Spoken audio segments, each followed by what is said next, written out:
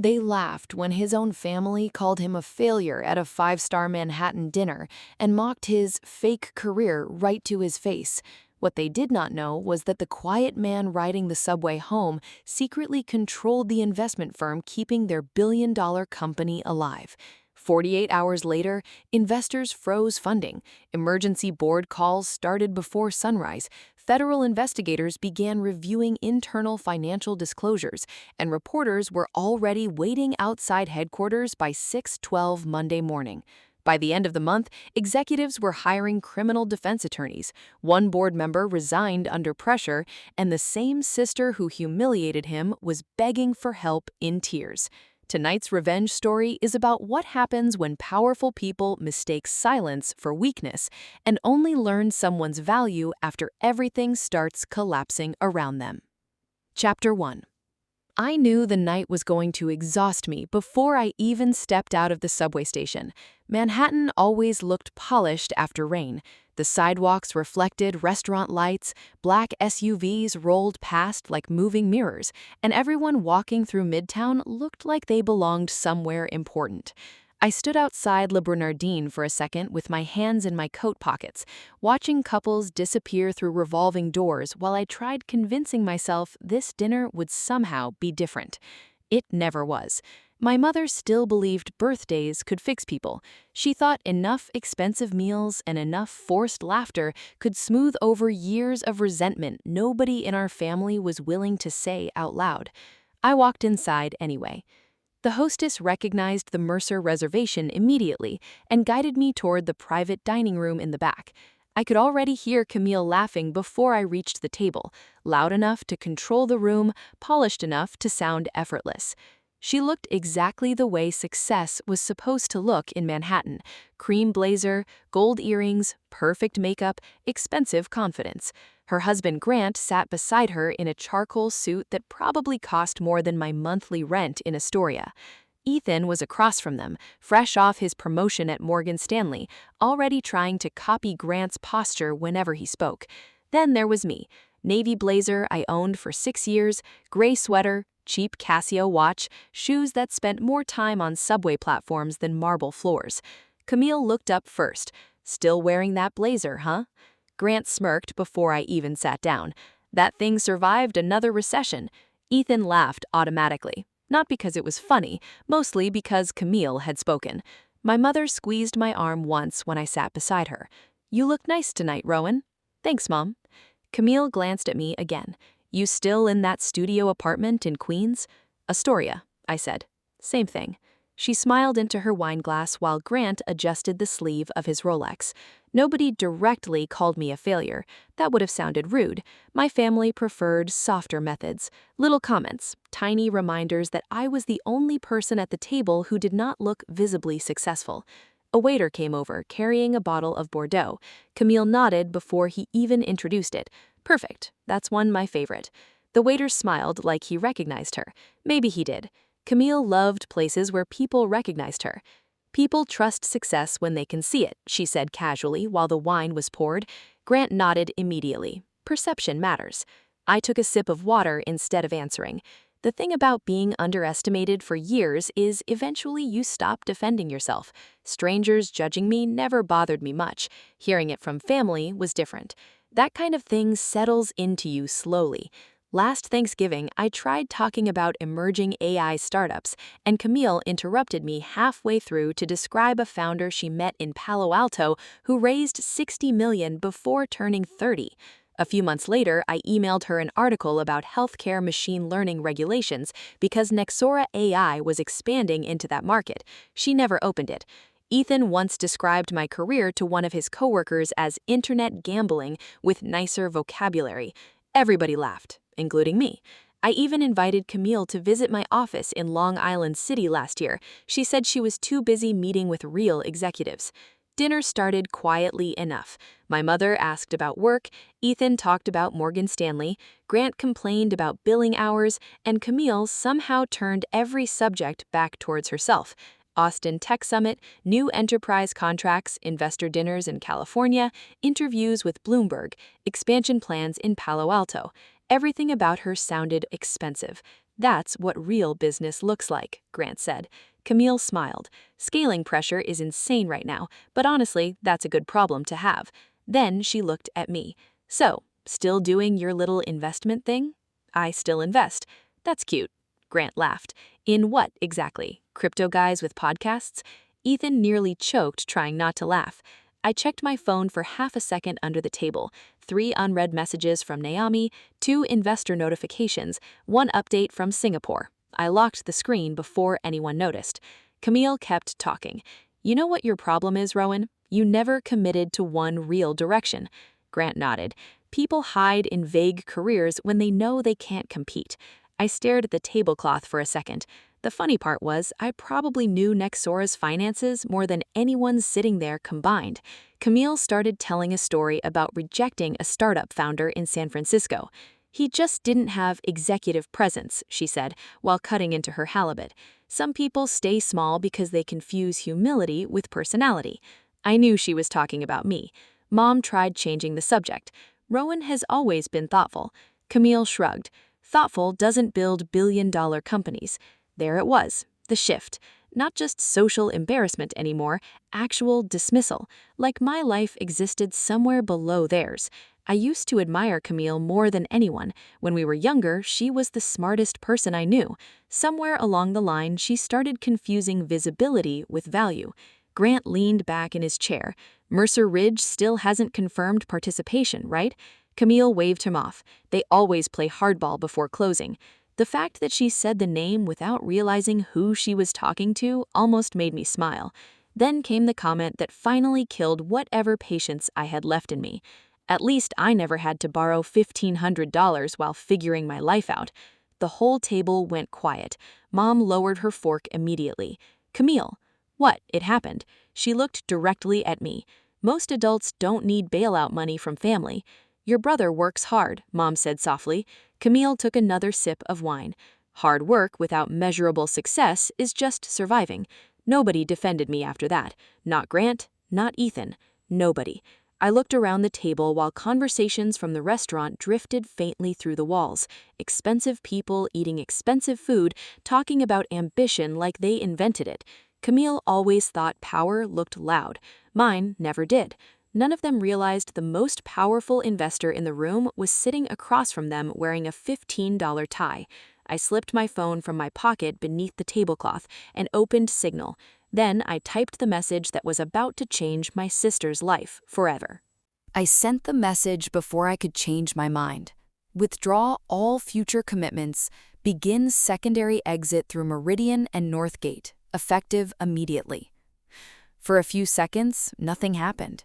The restaurant noise carried on around us. Glasses clinked somewhere beyond the private room. Camille kept talking like the world had already agreed she belonged at the center of it. Then my phone buzzed beneath the table. Naomi. Rowan, if we move tonight, this becomes public by Monday. I locked the screen without answering.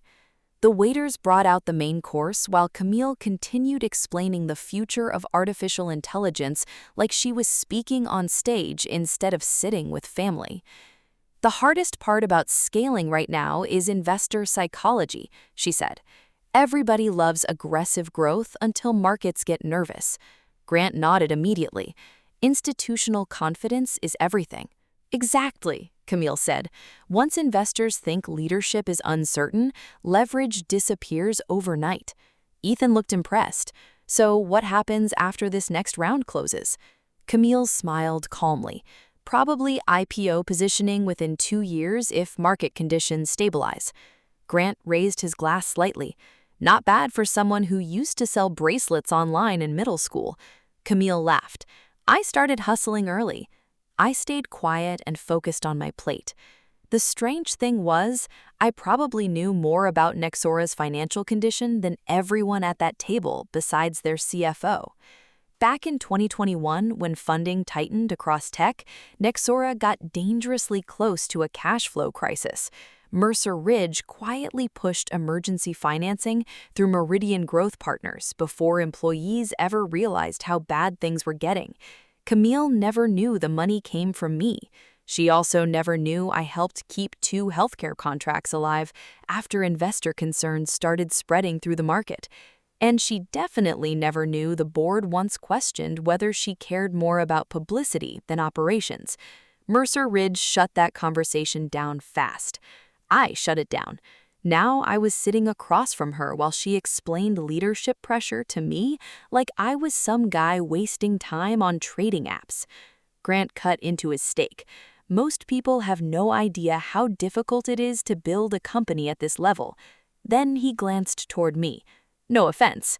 People always said no offense right before saying exactly what they meant. Ethan looked over next.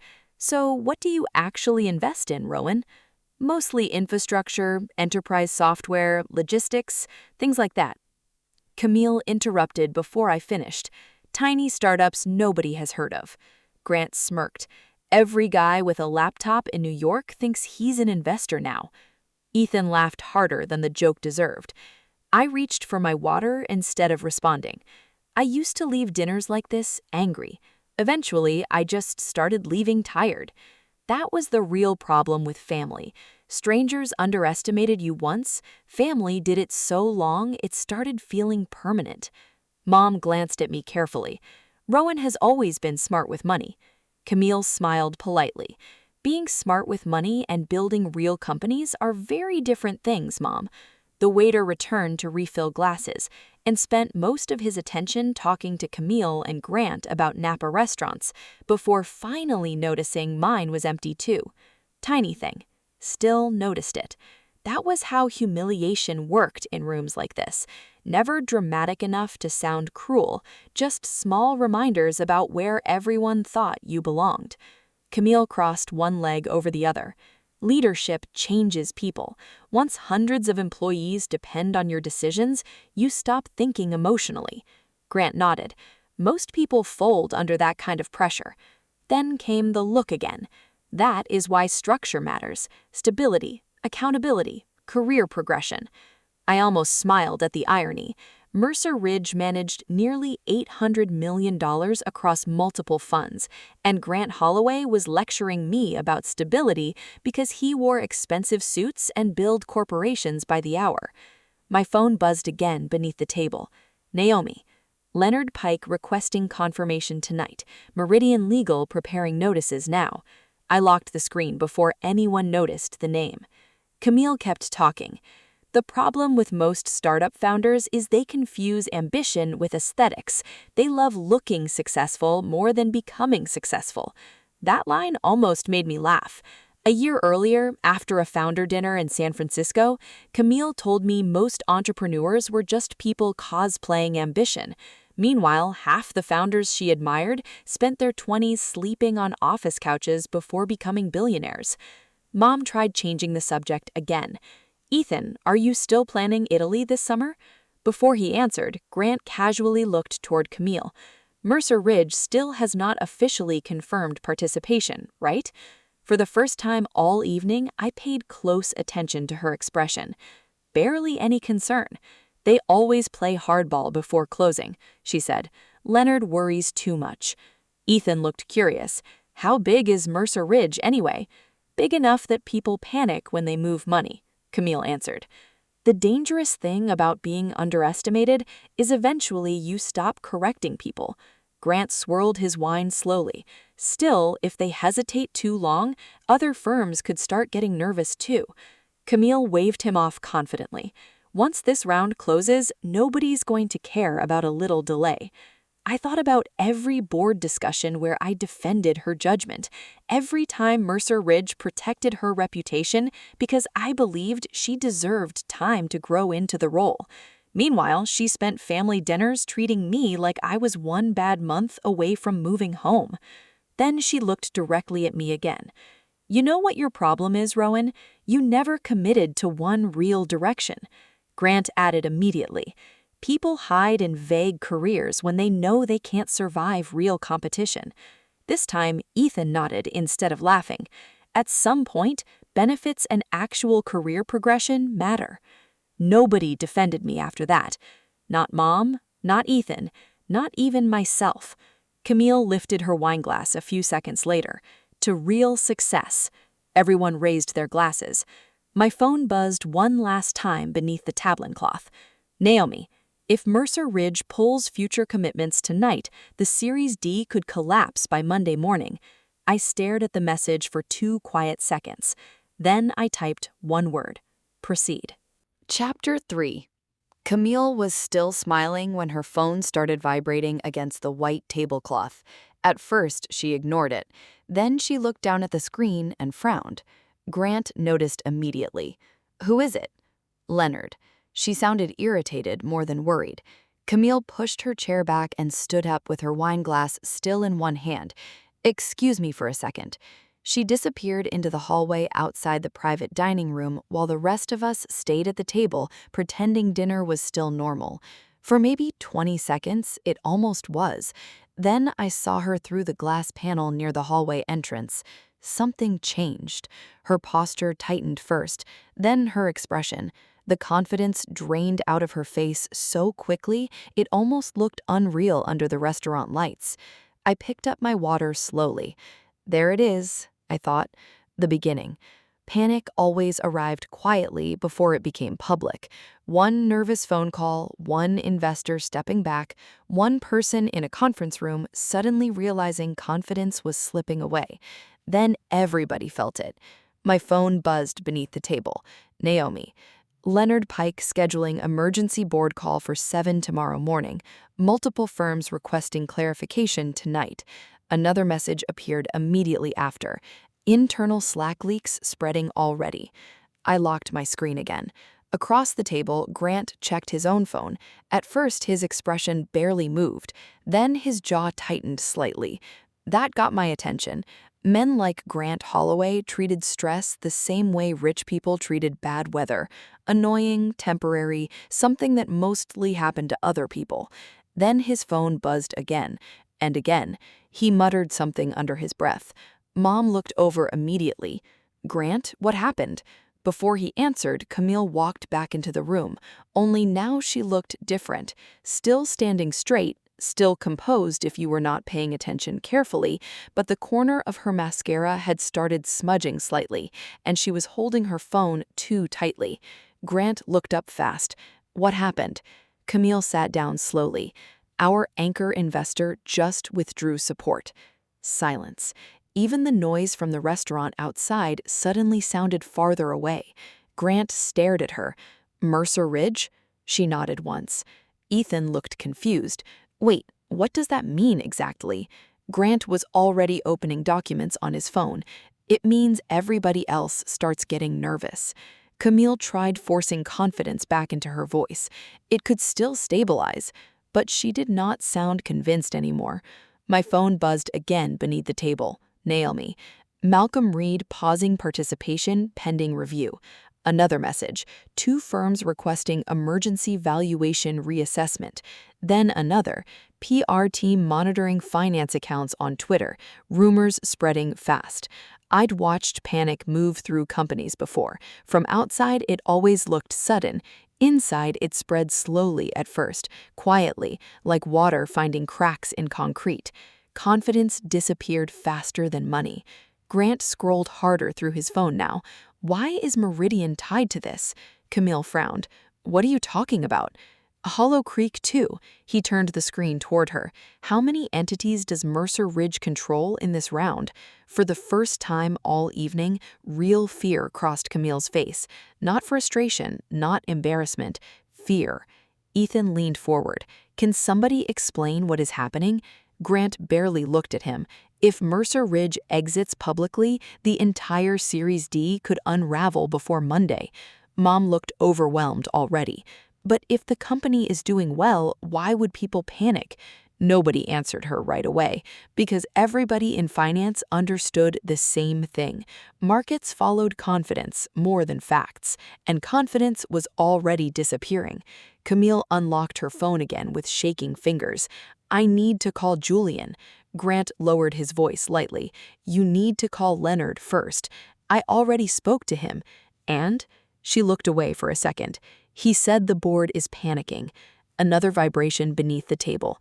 Naomi. Secondary pricing discounts circulating privately. Another, employee Slack channels escalating internally. Another, Bloomberg reporter requesting comment. The speed of it almost felt familiar.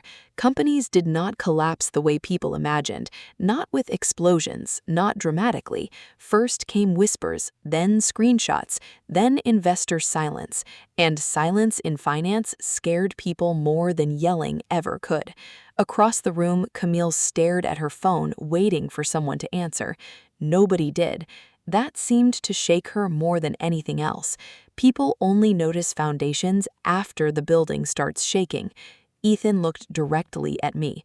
Rowan, is this actually serious? Before I answered, Camille spoke again. If Mercer Ridge walks publicly before Monday, the entire Series D could unravel before Monday. Grant looked up from his phone. Not could. He swallowed once. Will. Nobody spoke after that. I watched Camille carefully while she refreshed messages over and over again. Her breathing had changed faster now, less controlled. She kept pushing hair behind her ear every few seconds without realizing she was doing it. I remembered Thanksgiving last year when she interrupted me halfway through a sentence because she wanted to talk about a founder retreat in Sonoma. Another dinner after that, where she laughed while telling Grant I was basically unemployed with Wi-Fi. Another time she ignored every invitation to visit my office because she thought nothing important could possibly happen in Long Island. People saw exactly what they expected to see. That was the dangerous thing about being underestimated for too long. Eventually, people stopped imagining you had depth at all. Camille witched toward me again, softer this time. You know investor people. The sentence almost made me laugh. Not Rowan, not my brother. Investor people. Useful people. Can you help? Grant looked at me differently now, too. Not respect exactly, more like uncertainty, like maybe he was recalculating something. Mom glanced nervously between all of us. Rowan, do you know somebody there? My phone buzzed again beneath the table. Naomi. Leonard Pike requesting direct confirmation immediately. Says if Mercer Ridge walks publicly before Monday, the round dies. Camille stood halfway from her chair again. I need to stop this before Europe wakes up. Grant grabbed her wrist lightly. Sit down for a second. She looked close to unraveling now. What do you want me to do, Grant? You call whoever you need to call. I already am. Then she looked back at me one last time. This time, there was no arrogance left in her voice. If you know anyone at Mercer Ridge, please call them. Silence settled over the table. Outside the private room, I could hear glasses clinking and low conversations drifting through the restaurant. Somewhere near the kitchen, somebody laughed. Grant stared at me carefully now, like he was seeing me clearly for the first time all night. I looked at Camille for a few long seconds before answering. I don't need to call Mercer Ridge. Chapter 4. Nobody at the table moved after I said it. For a few seconds, the entire room just froze around me. Camille stared first, then Grant, then Ethan. Outside the private dining room, silverware clinked softly against plates, and somebody laughed near the bar, but it sounded far away now, like Manhattan had suddenly moved to the other side of thick glass. Camille frowned slowly. What does that mean? I reached beside my chair and pulled out my tablet. The second Grant saw it, something shifted in his face. Men like Grant recognize expensive things instantly. Watches, cars, tailored suits. Power usually announced itself loudly in his world. Mine never did. I unlocked the screen and turned it toward the center of the table. Mercer Ridge Capital, founder and managing partner, Rowan Vale Mercer. Assets under management just under $780 million. Nobody spoke. Ethan actually stopped breathing for a second before leaning back in his chair. Grant stared at the screen without blinking. Mom covered her mouth with one shaking hand. Camille did not move at all. I scrolled quietly through portfolio pages, cybersecurity acquisitions, AI infrastructure exits, renewable energy growth, enterprise logistics platforms. Then I opened Nexora's investment history, funding rounds, bridge financing, board participation, strategic support entities, Meridian Growth Partners, Northgate Equity, Astor Peak Holdings, Hollow Creek Ventures. Camille's hand started trembling. At first, it was barely noticeable. Then she realized it herself and folded both hands tightly into her lap. "No," she whispered. I looked at her evenly. "Yes." Grant leaned closer to the screen now. "This is not funny, Rowan." "I know." Ethan looked completely lost. "Wait, you own Mercer Ridge?" I nodded once. Nobody said another word after that. Shock was always quieter than anger. I had spent years watching people react to money. Excitement, jealousy, respect, fear. But real shock usually sounded like silence. Camille spent years standing on foundations I built without ever looking down. Mom's eyes filled first. "Rowan," she said softly, "why would you never tell us?" I held her gaze for a second before answering. "You never asked." The room went silent again. That one hurt her. I could see it immediately. Camille shook her head slowly, like she was trying to force reality back into place. "How long has this been happening?" "Since 2020. "That is impossible." I almost smiled. "No, it just stayed invisible." I scrolled again through older reports and investor summaries. "You remember those quarterly meetings where investors kept questioning your expansion strategy?" Camille nodded slowly. "Most of those concerns came through Mercer Ridge." Grant looked up sharply. "You attended those meetings?" "Through representatives." I looked directly at Camille again. "The board trusted my opinion more than yours, more than once." She blinked hard. "No." "Yes." I kept my voice calm because anger would have ruined the moment. "Mercer Ridge defended you internally after the healthcare interview situation." Grant stared at Camille immediately. "You told me the board backed you after that." Camille looked humiliated now, on top of everything else. I watched realizations spread across the table piece by piece.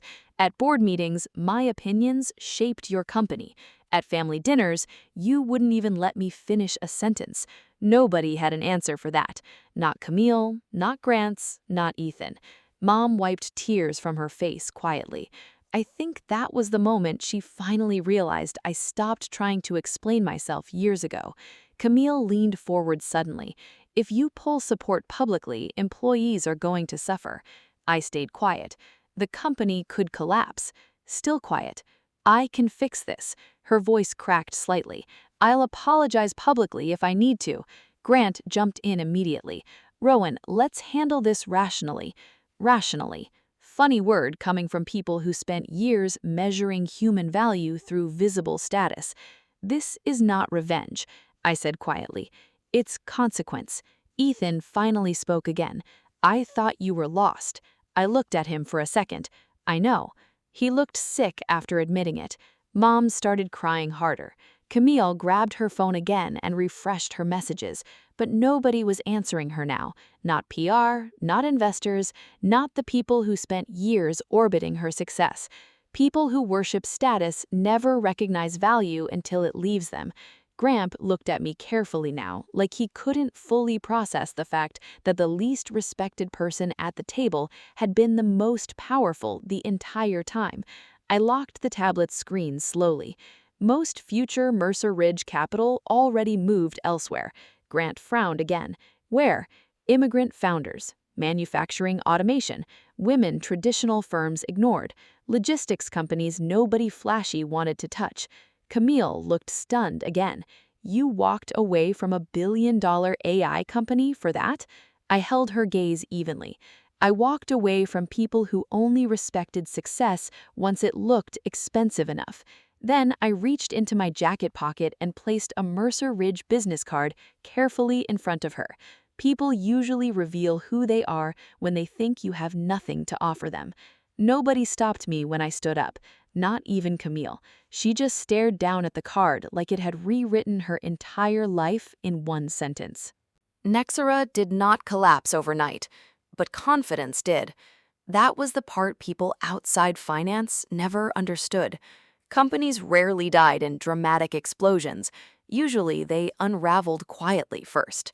Delayed signatures, nervous board calls, investors suddenly asking questions nobody wanted to answer publicly. Then, one morning, everybody realized the momentum was gone. By Monday afternoon, 3 institutional firms had frozen participation in Nexera's Series D. Internal valuation discussions turned ugly fast. The company, projected to break past $1 billion, was suddenly fighting emergency restructuring rumors before the quarter even ended. The board scheduled governance reviews. Outside legal counsel got involved. Employees started whispering about layoffs inside Slack channels before leadership officially acknowledged anything was wrong. And through all of it, Camille kept trying to sound confident in public. That part almost hurt to watch. Almost. Because the real damage was never financial. It was social. Conference invitations disappeared first. Then podcast requests. Then media calls stopped entirely. One PR agency quietly distanced itself from Nexera after reporters started asking questions about internal instability. LinkedIn engagement around Camille's posts collapsed so quickly it almost looked fake. People who used to comment "visionary" and "transformational leader" stopped returning calls. That was when Camille finally learned something nobody tells ambitious people early enough. Most attention is rented. People respected the valuation, the access, the momentum, not her. Grant noticed the shift too. At first, he still tried protecting appearances, carefully worded statements, strategic silence, public support without warmth behind it. But over the next week, even he started distancing himself. He stopped mentioning Nexera around partners at his law firm, stopped reposting Camille's interviews online, started sounding irritated whenever reporters contacted him about the company. One night, Camille called me during a board meeting, and he let the phone ring 3 times before answering. That probably hurt her more than the valuation cuts, because for the first time in years, she was standing outside visible success instead of beside it, and people treated her differently immediately. A few days later, Ethan asked to meet me alone. We sat inside a coffee shop near my office in Long Island City while rain slid down the windows outside. He looked exhausted in a way expensive clothes could not hide. Not physically tired, emotionally hollow. For a while, neither of us said much. Then finally, he looked down at his coffee cup. "I think I spent my whole life trying to look successful instead of becoming somebody worth respecting." I stayed quiet. He laughed once under his breath. "You know the worst part?" "What?" "I really thought Camille understood how life worked." Outside the window, people hurried through Queens carrying grocery bags and umbrellas. Nobody there cared about collapsing valuations or venture capital politics. Life kept moving anyway. Ethan rubbed both hands together slowly. "I should have listened to you years ago." I shook my head slightly. "You should have asked questions." That one stayed with him, I could tell. Mom came to see me 2 nights before I left New York. She looked older than she had at the restaurant, smaller somehow.